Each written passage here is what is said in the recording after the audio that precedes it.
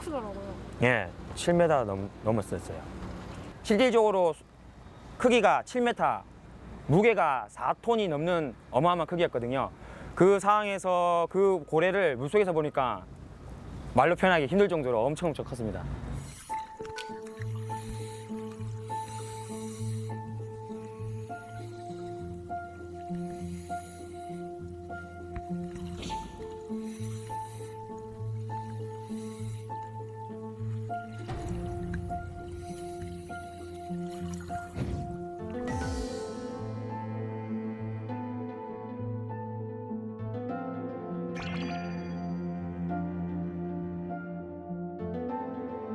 저희가 잠수팀이 수중으로 들어가서 확인한 결과 고래 3개에서 4개 정도 한 2m 되는 작살이 꽂혀 있더라고요. 그 꽂힌 상태에서 피도 나고 있는 상태였고 특정 대상을 조준한 이 불법 조업으로 볼 수밖에 없었습니다.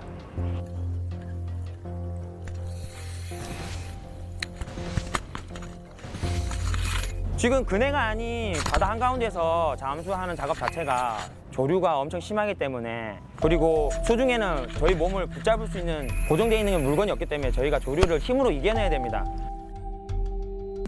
그리고 고래가 원체 미끌미끌한 상태이기 때문에 저희가 조류를 힘으로 이겨내는 거 엄청 힘들었고요. 그리고 크기가 크다 보니 작업하는 데 있어서 많이 힘이 들었습니다.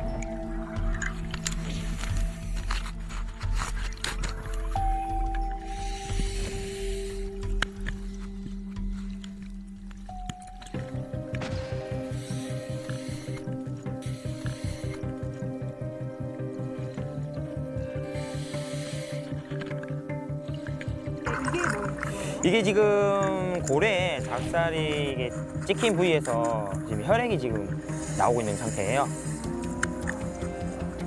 출혈이라고 부르죠. 저 그때는 진짜 말로 표현 못했어요. 엄청 힘들었어요. 붙들기도 힘들고 이게 미끄럽다 보니까 몇 번을 실패를 했거든요. 물속에서 본 건 처음이거든요.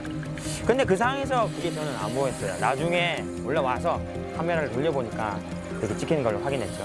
그때는 이제 일하느라. 예, 예.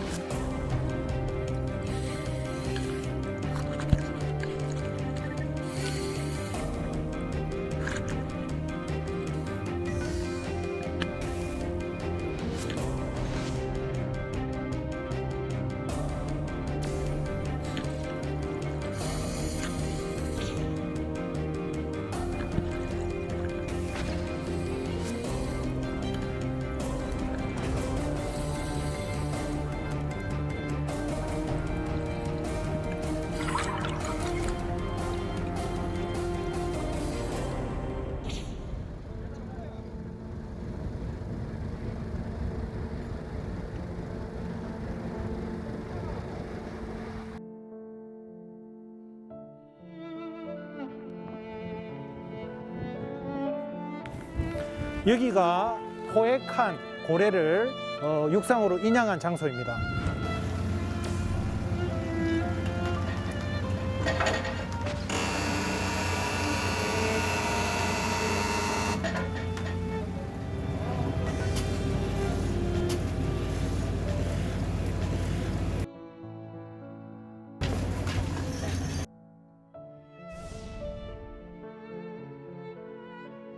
지금 고래류에 상하는 작살들은 우리가 생각하는 큰 작살이 아니라 작은 5cm에서 20cm 정도 되는 작살들이 여러 개 촘촘히 있어서 꽂혀가 있는 상황이기 때문에 저희가 금속 탐지기로 탐지를 하게 되면 반드시 금속의 음이 울리도록 그렇게 되어 있습니다.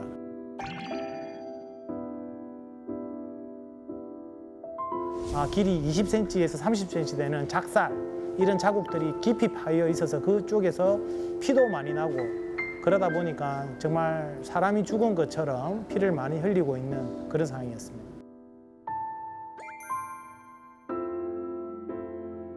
요즘 같은 경우에는 고래류가 들어와서 위판을 하게 되면 약 1억에서 9천만 원에서 1억 이상 되는 경우도 많지만 1억 전후로 해서 경매가 되다 보니까 들어간 노동이나 노력에 비해서 상당히 많은 금전적 혜택이 있다 보니 불법이 성행한 걸로 생각하고 있습니다. 예, 수산업법 고래류를 불법 포획했을 경우에는 수산업법의 위반으로 인해서 3년 이하의 징역이나 3천만 원 이하의 벌금에 처하고 있습니다. 네, 다른 물고기도 다 마찬가지지만 더 가슴이 아픈 이유는 길이가 6m 이상 되는 큰 고래가 피를 흘리면서 부두에 들어올 때 물론 우리하고 똑같은 그건 아니지만 포유류인 고래가 피를 흘리고 들어온 모습을 보면 누구나 다 그 선한 고래의 눈을 보면 마음이 안타깝고 슬퍼질 것으로 생각됩니다.